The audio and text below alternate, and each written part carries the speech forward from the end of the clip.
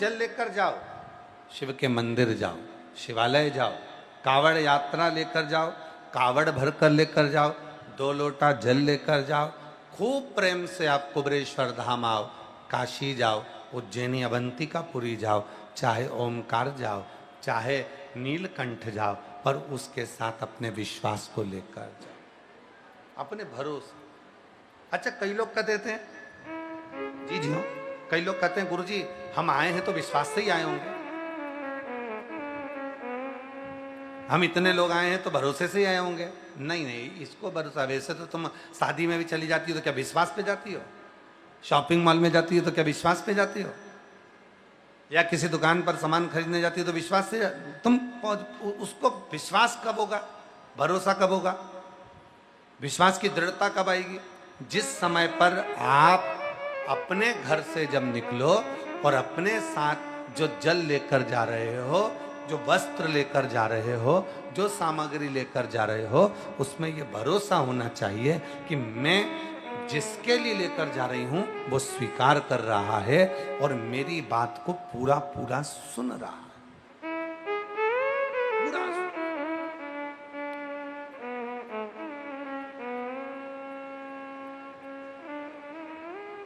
अब कितनी दृढ़ता है भगवान शंकर के नंदी में, जरा ध्यान से सुनिएगा। हलाहल विष मंथन हुआ, देवता और राक्षसों ने मिलकर समुद्र का मंथन किया।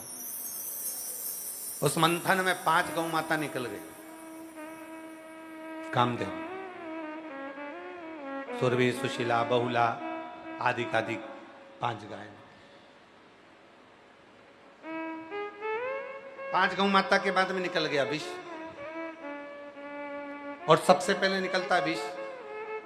भगवान जब परीक्षा लेता है तो सबसे पहले कष्ट ही मिलता है।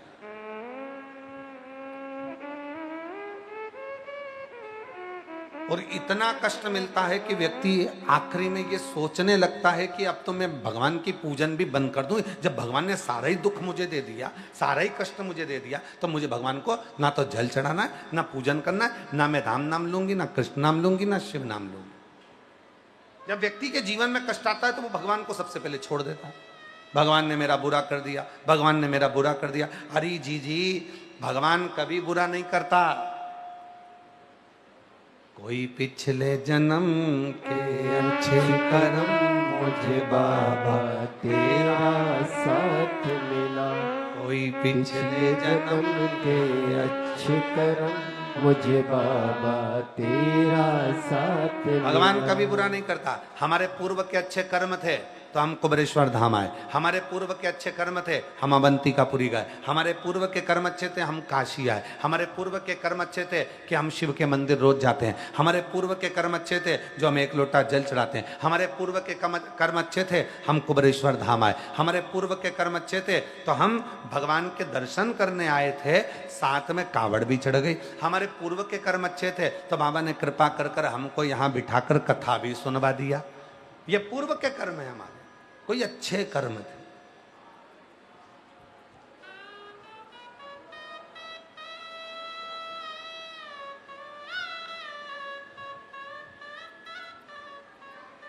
पूर्व के कर्म थे, पहुंच गए। और अगर हमारे पूर्व के कर्म ही कुछ ऐसे होते हैं जिसके कारण बस हमारा कोई काम अगर बनते बनते बिगड़ रहा है तो हम ये ना सोचे कि भगवान ने हमारा काम बिगाड़ दिया। ना ना ना, हमारा पूर्व का कर्म था, हो गया जो होना था।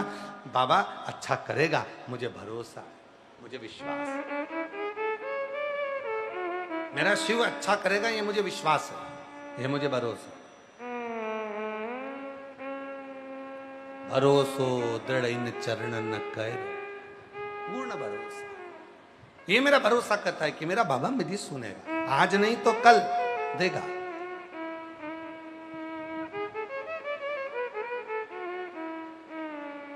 कोई जल्दी बनता है, कोई लेट बनता है, और शिव को जल चढ़ाने वाला एक दिन सेठ जरूर होगा। थोड़ा समय लगेगा, हो सकता है थोड़ा समय लग रहा है, हो सकता है कि थोड़ा समय लग जाए।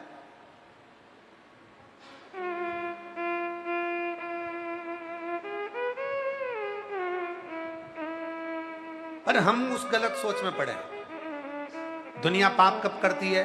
जवानी में। पुण्य कब करते हैं लोग? बुढ़ापे में। जवानी में पाप करेंगे और बुढ़ापे में पुण्य करेंगे। पर शिव पुराण की कथा क्या कहती है? आज कपड़ा गंदा हुआ तो आज ही धो दो, दाग नहीं लगेगा। हमारी अम्मा कहती है, हमारी मम्मा तो एक दो बार भोजन करते करते कई बार अमरस गिर गया, आम का रस गिर गया, तो हमारी मम्मी तुरंत हमको ही पकड़ के ले जाती है बाथरूम में, और अब धोती पे गिरा है तो बाथरूम में पकड़ के ले गई और उसको बाल्टी में डुबक डुबक के वहीं पे उनने धो दिया। अगर अभी नहीं धोंगी तो फिर दाग लग जाएगा, दाग लग गया पक्का हो जाएगा, पक्का हो गया छूटेगा नहीं।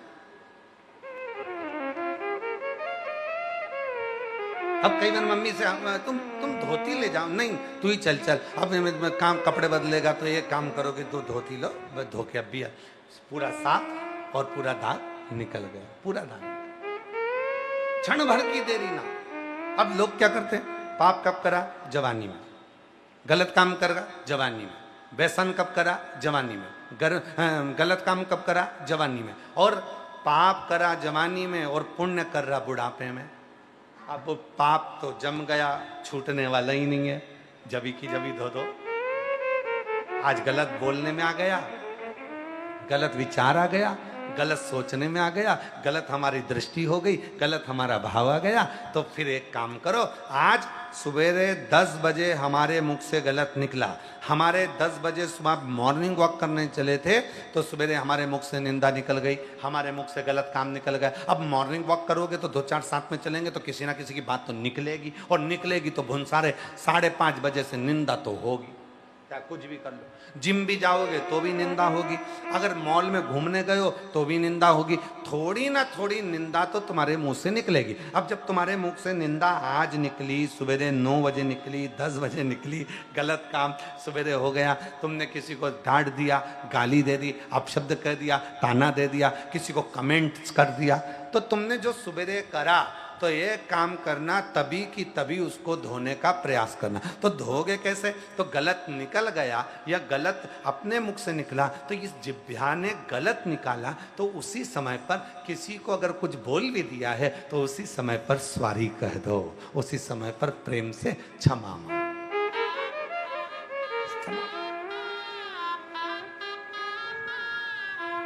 क्षमा।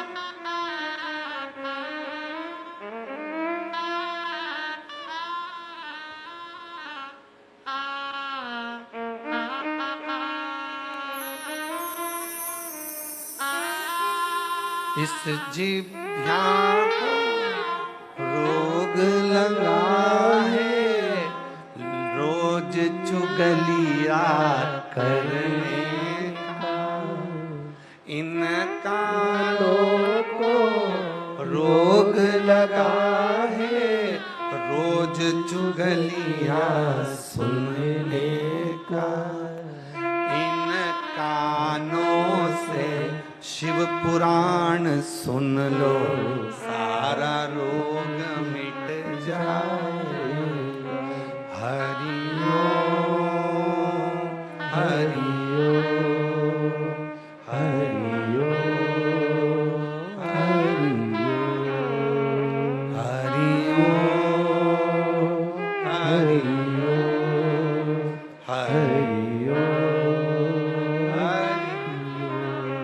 अब जिब्या से पाप हो गया, गलत बोल दी, जिब्या से पाप हो गया, निंदा कर दी, जिब्या से पाप हो गया कि उसने गलत बोल दिया, तो अब क्या करना है? थोड़ी देर अपने मुख से गलत निकल गया तो थोड़ी देर बैठकर भजन कर लो, बन सके तो क्षमा मांग लो। और अगर इन कानों से गलती हो गई, इसने चुगली सुन ली, निंदा सुन ली, तो एक काम करो, थोड़ी देर बैठकर भगवान की कथा सुनो।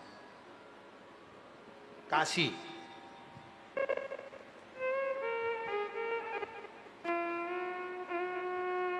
काशी में पार्वती जी ने भगवान शिव से एक प्रश्न किया।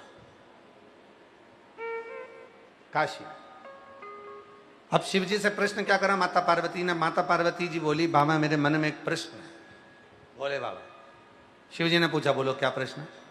प्रश्न इतना सा है कि कली काल में इतने सारी बीमारियां नई नई डिजाइन की हो जाएगी, अब आज के ज़माने में कितनी सारी बीमारी, कहीं बीपी की, कहीं शुगर की, कहीं थायराइड की, कहीं कुछ हो गया, कहीं कुछ हो गया, कहीं कुछ हो गया, कितनी सारी, कहीं लीवर गड़बड़ हो गया, कहीं किडनी गड़बड़ हो गई, कहीं कुछ गड़बड़ हो गया, कहीं घुटना गड़बड़ हो गया, कहीं कहीं पूरा फर्नीचर ही गड़बड़ हो गया। तो शरीर तो शरीर है, कहीं ना कोई बीमारी बनी हुई है। कभी दांत में दर्द हो गया, कभी जीवान में दर्द हो गया, कभी कानों में दर्द हो गया, तो कुछ ना। और नी भी हो तो थोड़ा बहुत हमारा साउंड वाला दर्द करवा देता। तो अब मान लो हो गया थोड़ा थोड़ा। तो ये सारे नई नई जो बीमारियां हो रही हैं, नई नई जो बीमारियां चल रही हैं, तो ये बीमारियों को रोकने का सबसे सुंदर तरीका कौन सा है? कौन सी औषधि है जो सारी बीमारियों का हल कर सकती है? तो भगवान शंकर बोलते हैं, पार्वती तो चिंता मत कर, मैंने बीमारी को आधा करने के लिए संसार में लोगों को जन्म दिया।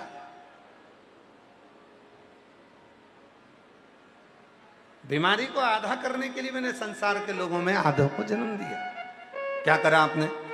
शंकर भगवान बोले, पार्वती सुन, मैंने पृथ्वी पर हर मोहल्ले, हर कॉलोनी में, हर सोसाइटी में, हर गली में, परिवार में 2-4 निंदा करने वालों को पैदा किया है, चुगली करने वालों को पैदा किया है। पार्वती जी पूछी वो क्यों? शंकर भगवान बोले, सुन पार्वती, जिस गली में, जिस मोहल्ले में, जिस सोसाइटी में, जिस कॉलोनी में, जिस नगर में, जिस गांव में, जिस मोहल्ले में, जिस परिवार में निंदा वाले नहीं होंगे तो लोग ज्यादा बीमार पड़ेंगे। इसलिए निंदा करने वाले अगर होंगे तो बीमारी थोड़ी बहुत होगी, कम होगी। आदि बीमारी निंदा करने वाला उसकी निंदा कर कर निंदा कर उसकी सारी बीमारी को निचोड़ लेता है और दूसरे के घर पर छोड़ देता है।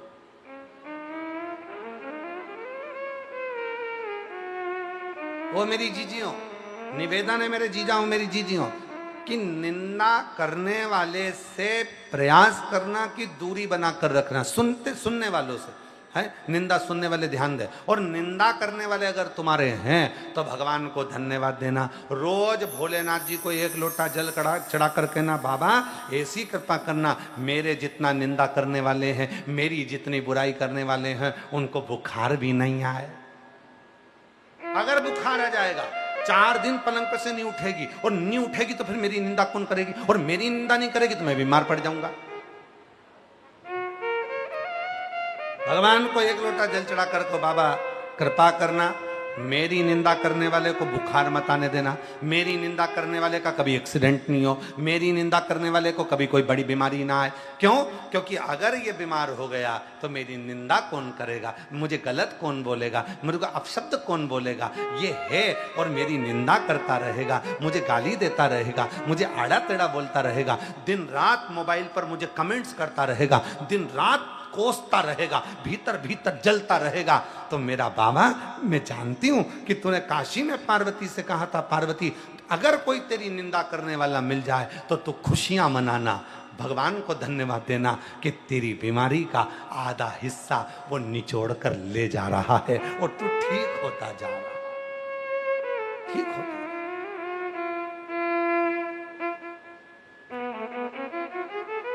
ये दया करना भोलेनाथ। निंदा करने वाले को बुखार भी मत आने देना, बुखार आएगा तो उठेगा नहीं तो निंदा कहां से करेगा? गलत, वो निंदा कर देना, तू अच्छा रह। और हमारे यहां तो यहां तक का, निंदक न्यारे आंगन कुटीर छवाए, और बिन पानी बिन सारो मेल धुल जाए। अगर निंदक है हमारे पास में, हमारे साथ में, तो समझ लेना कि हमारी जिंदगी के सारे दोष, सारे पाप, सारे कष्ट, सारी बीमारियां धीरे धीरे धीरे धीरे वो साफ कर दे।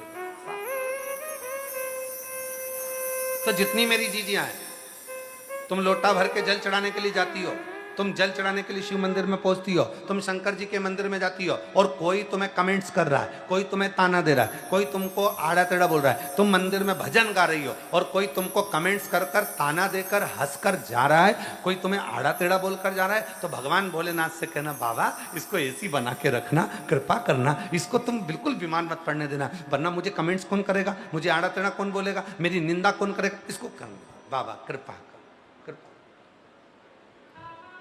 शिव कृपा।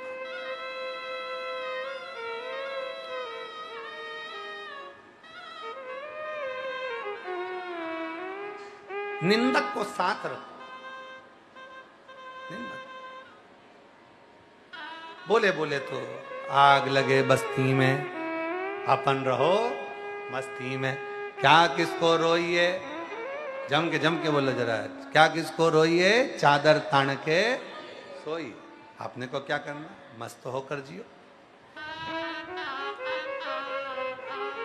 मस्त होकर। और जीवन का यही लक्ष्य है, जीवन का यही आनंद है। करे बुराई करने वाला, आप शब्द बोलने वाला बोले, ताना देने वाला दे, आड़ा टेढ़ा बोलने वाला बोले, कुछ देर की करो पर विश्वास शिव पर पूर्ण करो। मंथन हुआ, हलाहल विष निकला,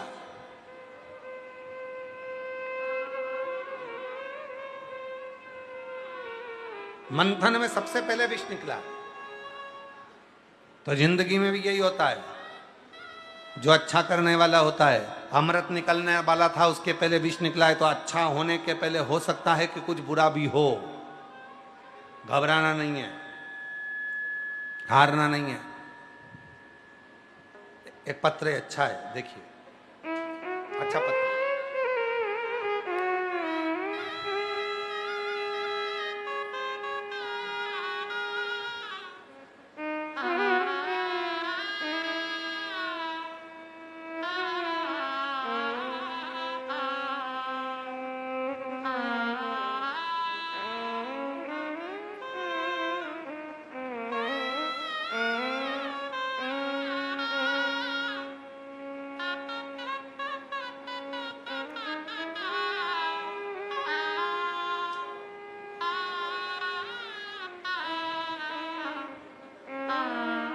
मेरा नाम नीरा वर्मा है।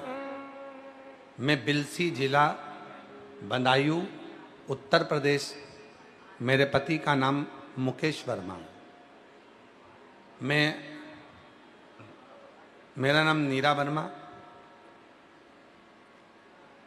मेरे पति का नाम मुकेश वर्मा, बिलसी जिला बदायूं उत्तर प्रदेश से आई हूँ। गुरुजी, मेरे 3 बेटी और 1 बेटा है। उसकी शादी हो गई है, उसके भी 3 बेटियां हैं। और गुरुजी, मेरे बेटे के मुख में एक दाना हो गया था। हमने डॉक्टर को दिखाया, डॉक्टर ने कैंसर की शिकायत बोला और हम घबरा गए। तभी पड़ोसन ने आकर कहा, पशुपति व्रत रखो और सीहोर का रुद्राक्ष मंगा लो, जल बेटा को पिलाओ। मैंने बेटा को सीहोर भेजा और रुद्राक्ष मंगा लिया। रुद्राक्ष का जल पिलाने लगी और पशुपति व्रत रखी। कुबरेश्वर धाम की कृपा से मेरा बेटा ठीक हो गया। मैं बाबा को प्रणाम करने के लिए यहाँ आई हूँ। गुरुजी, 2021 से आपकी कथा सुन रही हूँ और 2021 से कथा सुन रही हूँ और मेरा विश्वास बाबा पर इतना हो गया कि बाबा करुणा सागर का कुबरेश्वर धाम को अपने पिता का घर मानती हूँ, पिता का। और बाबा से जो मांगती हूँ मेरा बाबा वो दे देता। एक लाइन अच्छी लिखी है, आप और हम गुनगुनाते हैं कि लुटा दिया भंडार काशी वाले ने, कर दिया माला माल काशी वाले ने, लुटा दिया भंडार काशी वाले ने, कर दिया माला माल काशी वाले।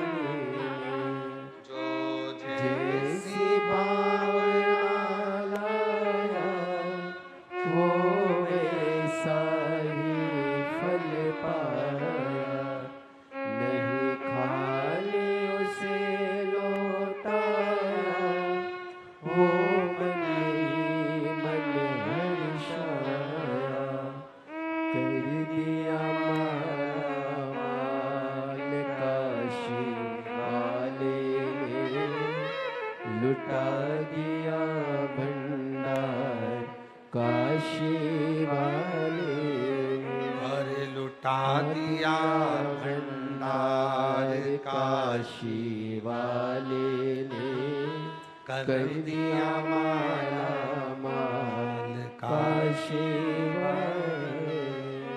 एक विश्वास के साथ मंथन में पहले निकला है विष, और वो विष निकलने का कारण क्या है? पहले आप लोग, मेरी जीजियां चाय बनाती हैं,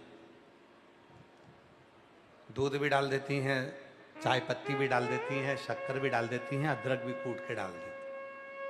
कभी कभी गुस्से में रहती है तो ज्यादा अदरक कूट देती है।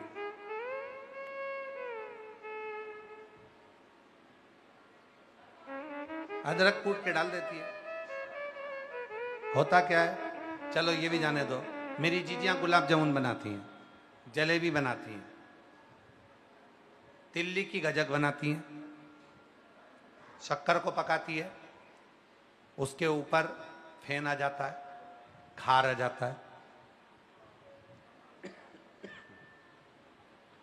गंदा गंदा खार आ गया, उसके ऊपर फेन आ गया। चाय बनाई तो उसके ऊपर भी फेन आ गया, और वो फेन आया, आप लोग उसको थोड़ा सा हिला देते हो, या फिर जो ज्यादा गंदा सा दिखता है तो उसको हटा देते हो। बस वही मंथन हुआ, देवता और राक्षसों ने मिलकर मंथन करा, समुद्र का मंथन प्रारंभ हुआ, और जो मंथन प्रारंभ हुआ, और उस मंथन में मंथन करते करते करते करते करते करते अमृत तो बहुत बाद में आया, बहुत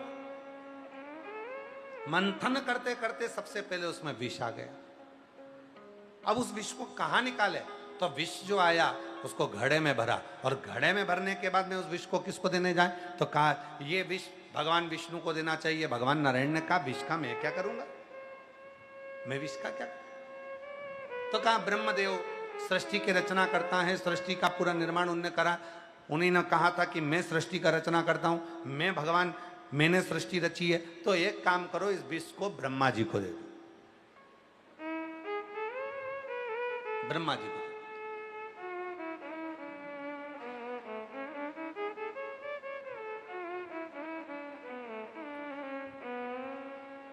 किसी की तिजोरी को कभी हाथ लगाने देता है कोई?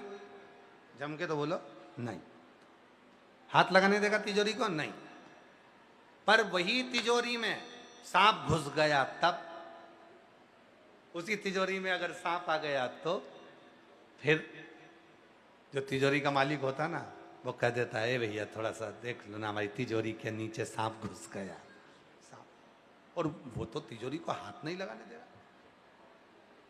वो तो तिजोरी को छूने नहीं दे रहा, पर तिजोरी के नीचे जैसे ही सांप आया, तिजोरी के पीछे जैसे ही सांप आया, इतनी देर में कहा इस तिजोरी को तुम संभाल लो भैया, देखो ना।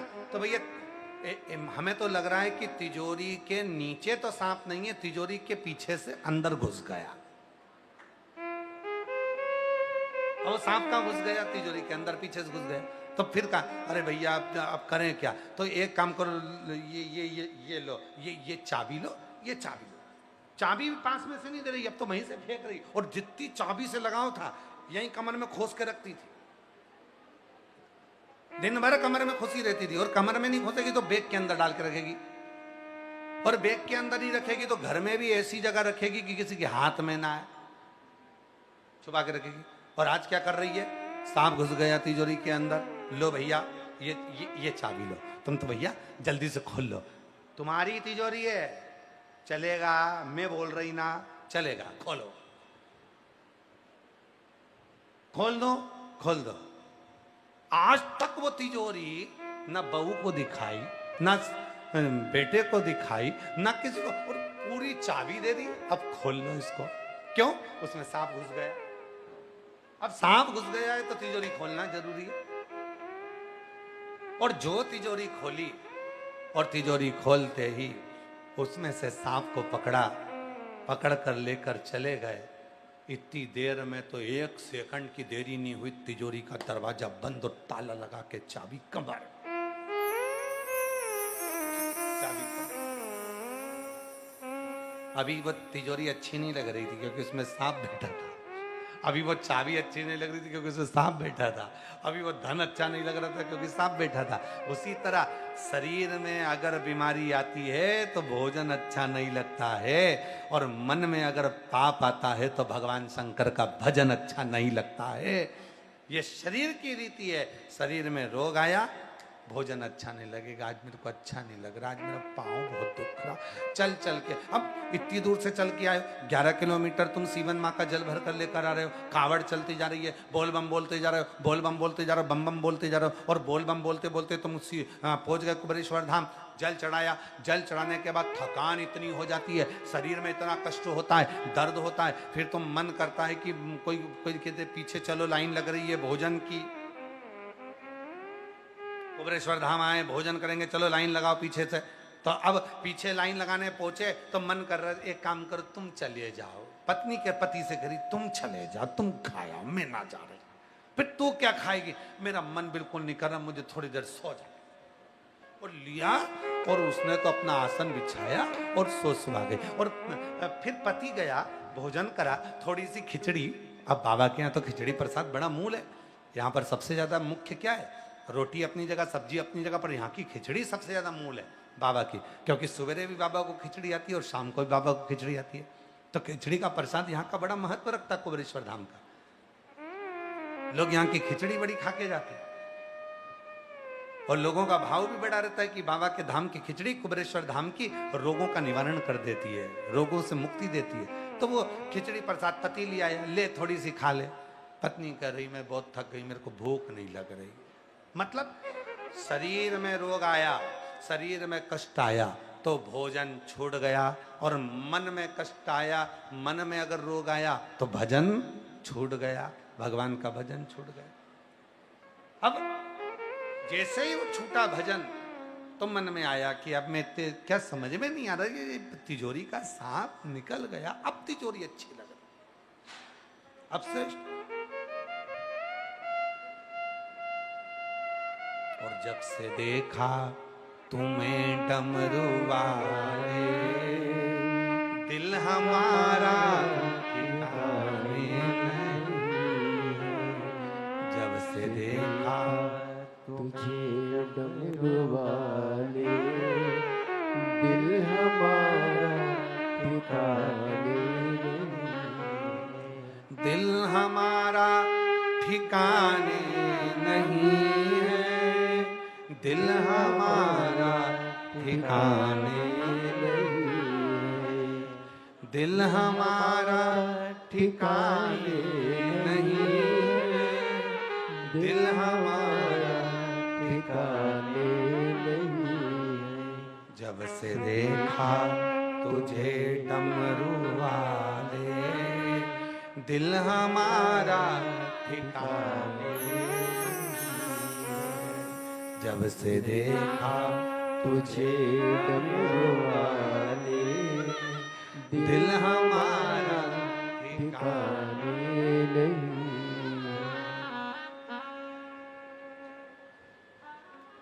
ये दिल ठिकाने। मंथन हुआ, विष निकला, हला हल विष था, छोटा मोटा विष नहीं था, हला हल विष।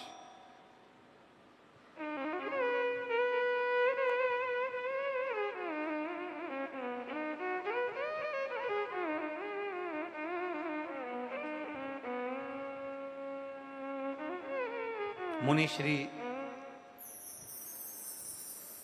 तरुण सागर जी महाराज अपनी भाषा में एक बात कहते थे।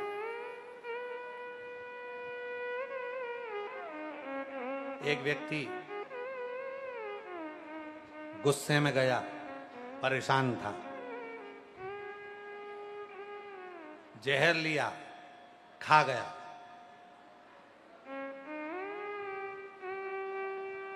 अब जहर खाने के बाद व्यक्ति जिंदा रहेगा? गुस्से में गया, जहर लिया, खा गया, रात को खाया, सुबह उठ के वापस बैठ गए। घर के लोग इतने खुश हुए, इन्होंने जहर खाया तो नहीं मरे। आज भगवान की कृपा से हम पूरे गांव में मिठाई बंटवाएंगे। मिठाई लाए, पति को खिलाई, दूसरे दिन मर गए। जहर भी नकली था और मिठाई भी नकली थी। जहर नकली था इसलिए मरा नहीं, और मिठाई नकली थी इसलिए मर गए। दोनों नकली थे। अब विष निकला और वो भी हलाहल, और इतना हलाहल विष जो निकला, उस विष को देखा कि विष को पिएगा तो कहा। अभी लड़ाई हुई थी ब्रह्मा और विष्णु जी में, आपस में भेद हुआ था। ब्रह्मा जी बोले थे इस सृष्टि का रचना करता मैं हूँ, भगवान विष्णु ने कहा इस रचना करता मैं हूँ। तब दोनों में भेद हुआ। तब भगवान ब्रह्मा जी के सामने भगवान नारायण के मुख से निकल गया था कि इसकी रचना करने वाला तो स्वयं देव अधिदेव महादेव है, तुम रचना करता नहीं। भेदा तो भगवान विचार करे कि ये जो मंथन में हलाहल विष निकला है, इस विष को कहां पहुंचाया जाए। तो क्या इस विष को पहुंचा दो भगवान विष्णु जी के पास। भगवान विष्णु ने कहा मैं क्या करूंगा, ब्रह्मा जी रचना करता है, उनके पास भेजो। ब्रह्मा जी के पास भेजा तो ब्रह्मा जी का मैं रचना करता, अगर मैं ही मर गया तो फिर रचना कौन करेगा, तो फिर मैं विष नहीं पीऊंगा। इंद्रदेव के पास भेजो, उसको सत्ता बहुत चाहिए, अगर सत्ता चाहिए तो विष पिए। अगर सत्ता चाहिए तो विष पीना पड़ेगा। और जितने संसार के राजनेता हैं, जितने सत्ता में बैठने वाले हैं, जितने ऊंचे सिंहासन पर बैठने वाले हैं, जितने ऊंचे पद पर बैठने वाले हैं, उनको विष पीना पड़ता है। लोग ताना देते, गाली देते, अपशब्द देते, खूब आड़ा थड़ा करते, खूब गालियां देते। तो अगर उच्च पद पर बैठना है, सत्ता में बैठना है, तो आपको तो गाली सहन करना पड़ेगी।